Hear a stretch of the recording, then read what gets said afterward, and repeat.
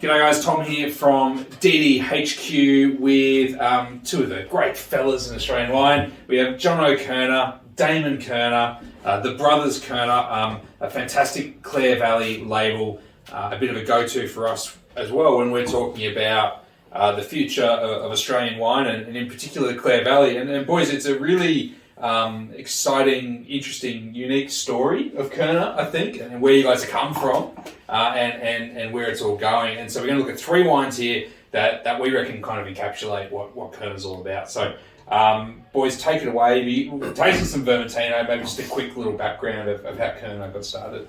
Well, I guess we're from the Clare Valley. We grew up there. Mum and Dad, our great growers they've been growing grape for just shy of 50 years. Grapes for just shy of 50 years.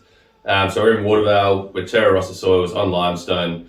Back in 2009, Dad decided to plant some Vermentino. Thought, well, we did a bit of research and what's going to work in Clare, what works with a dry climate, what doesn't need too much water, what's going to have natural acidity. Vermentino. So that's where the roll Vermentino came from. I'll let Damon talk about the roll Vermentino. It's Vermentino basically made like Chardonnay, so it's all barrel fermented. Slavonian oak, we're not chasing oak character, it's more about the texture, the weight of the wine. It's planted directly next to the Grace Riesling patch, so it's on a beautiful patch of limestone terra rossa soil, so you get that beautiful chalky mineral character. It's tight, it's lean, but it's got texture, and I think it really shows the beauty of Vermentino.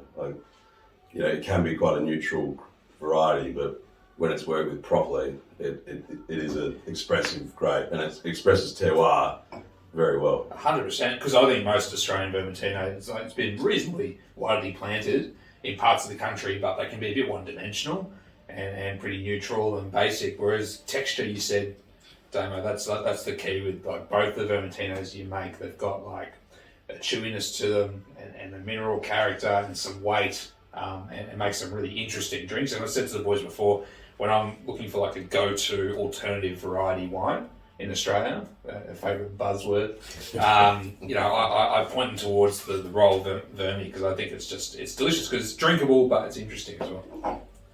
Yeah, and it does have that Watervale acid backbone as well, which I think is good. It shows place, and we were talking just before about Vermentinos from Corsica and the different soils they're on, and that they show place as well. It's a unique variety that probably doesn't get shown as well as it should. Yeah, cool. Well, mate, speaking of, I guess, emerging different varieties, we were just having a pretty exciting chat about Sangiovese and the boys' love of Sangiovese and maybe South Australia's great red grape. So tear up all the old vine, Shiraz and Grenache and Cab Sav and let's plant more Sangiovese. Oh, we've got to keep the cab. Keep the cab back, yeah. Just all that shit, Shiraz and Grenache, get rid of it. Sanj, guys, how do you pronounce it? Neoluccio? Neoluccio. Neoluccio is the Corsican way of saying Sangiovese. Traditionally, I think the AOC laws were you weren't allowed to use oak in Corsica. Either had to be stainless steel or concrete. So that stylistically, they were a lot lighter. Can we just bring that rule in for wine in general? It'd be great, wouldn't it? They're a lot lighter, fresher, higher acid. Where you go to Tuscany, they can be a bit meatier, more powerful. But this is probably a more Corsican style Sangiovese. What attracted you to that Corsican style? Did you go travel around? I did vintage. Yeah, I worked there in 2013. We worked with Neoluccio a lot, so yeah, just sort of fell in love with it. Damon and I went back, and we've got a few good mates there now. We try to get over there as much as possible and see what's going on. But it's a pretty beautiful place. How good's that? Because I think most light reds in Australia, Pinot, Gamay, some of the lighter Grenache, you can pull back on you can pick them earlier and pull back on the oak and get these lighter bodied wines, but then they don't have the tannin and the chewiness and the stuffing, whereas that's got this beautiful light to medium bodied frame and fruit purity, but then still has heaps of structure to it. At 12.8% alcohol, it's not underripe at all, it's just beautifully balanced. I think it showcases how well Sangiovese. The picking date with Sangiovese is so crucial, and it can move into dry red territory very quickly, but if you capture it at that moment where it has that beautiful Sangiovese character, it's got acid, the tannins firm, it's not green, it works, but it comes down to that that moment. Yeah. You've got to get it. And would you guys be, are there many other people in the Clare now following your lead with Sangiovese, Vermentino, any other different grapes?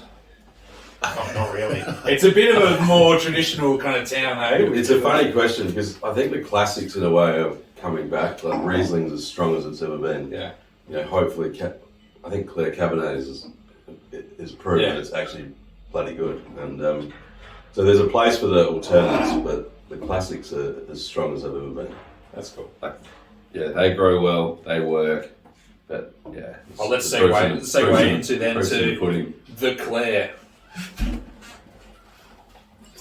So this is, I guess, one of your what's the one? Staples, yeah. One of the key wines in the Koerner line. That's been there for as long as I can remember. It's like kind of first one, Riesling first red we made, Cabernet and at the Malbec. very beginning. Yeah. So what's the blend these days? So Pretty it's strong. Cab Sav, Cabernet Franc, Grenache, Malbec, Carignan, and a splash of Sciacarello. And it's always those 6 varieties, but each vintage we just change the percentage a little bit because we want to replicate the same style year in, year out, so the consumer knows exactly what they're going to get when they buy this wine. And what is that style? What are you trying to? Medium-bodied lunchtime claret, which, you know, It is about lunchtime, isn't it? exactly. Yeah, I think there's enough interest to this wine that if you want to look at it in detail, you can, or you can just sit back and enjoy it. But it's also a good balance of, I guess, the modern world and the old world. It's got beautiful juicy fruit up front, but then it's also got layers and concentration on the back palate. It's delicious. Like, it's just so yummy. A wine for every occasion. And I mean, I think it's actually really hard to capture Cabernet in that style of the lunchtime claret. That's not overly dry. It's got juiciness. It's got a bit of plushness. It's easy drinking, and that's just really fun. Great vintage too, 2022, which is giving this lovely vibrancy to the Freshness. fruit. Yeah. And I think just the name, the Clare, you think of summertime in Clare, the gum trees, the dusty outback. I think this captures Clare. This is a red wine you could actually drink in the sun. Yeah. Clare, probably. And what's the future hold, boys? What's next? I know obviously there's the Leco project in the Adelaide Hills. There's the Brothers Wines. What are you guys up to? We're putting a lot of focus and energy into the vineyards. We've invested in our own vineyard in the Adelaide Hills. We bought our own vineyard in Clare next to Mum and Dad's. Trying to, I think we've got the varieties right now. This is our 10th vintage, 23. So we've invested the time in that. It's now about growing the grapes as best we possibly can. And I think the wines are getting consistently better, and that comes down to growing the grapes better. And that's I don't really know what more we can do. The vineyards. It's all about the vineyards. But it's good. It's good fun, It's good fun, and it's a great fun label, to be honest. I mean, there's always new wines and new experiments and new varieties, and I think one of the more dynamic producers in Australia, I reckon, guys, and we love the wines, and we know all of you guys do too. So thanks, boys. Guys, check out we've got a bunch of new 2022 Koerners hitting the virtual shelves soon, and there's a cellar door there in the Clare. You got to pop by and visit. And if you're lucky in the hills, you might find Damon sitting on the porch with a shotgun, chasing you away. Appointments only. I can't emphasise that enough. Make an appointment or you will be shot. So, thanks, guys. I'll see you next time. Cheers.